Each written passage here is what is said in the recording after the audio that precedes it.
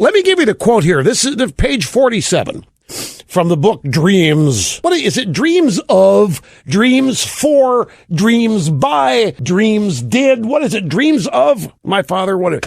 He said, that's what my last 2 years in high school had been about. After Ray went off to junior college somewhere, and I had set the books aside after I had stopped writing to my father, and he'd stopped writing back, I'd grown tired of trying to untangle a mess that wasn't of my making.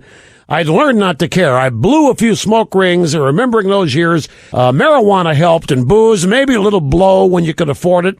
Not smack, though. Smack was heroin. I didn't do any of that. But he's admitted in his book here, he talks about getting into Columbia and law review and so forth, and never have to write anything.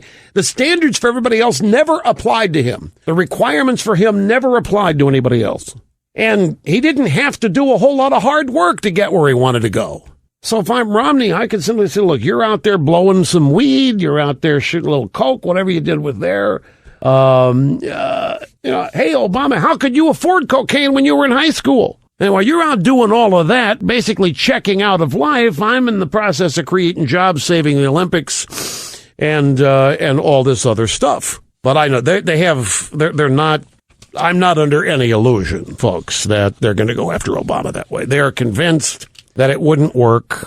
They're afraid of what the media would do if such an attack on Obama were, but doesn't have to be an attack. Doesn't have to be an attack. All it's got to do is be a quote from his book.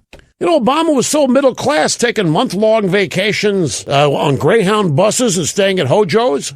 And he's doing a little cocaine and smoking a little marijuana. So where'd he get all the money for this? I just got a note from a legal eagle buddy of mine who says, you know, Rush, it just occurred to me, listening to you, if Obama even handed one of his friends a joint or gave them some blow, he's a felon. The law doesn't require money to be exchanged. All you need to do is distribute drugs and you have committed a felony. Now, do we really think Obama never gave weed to one of his buddies or any coke? We know. He admits he passes it around. What are they doing? Chunging, whatever it is in the car. They were passing the joint around.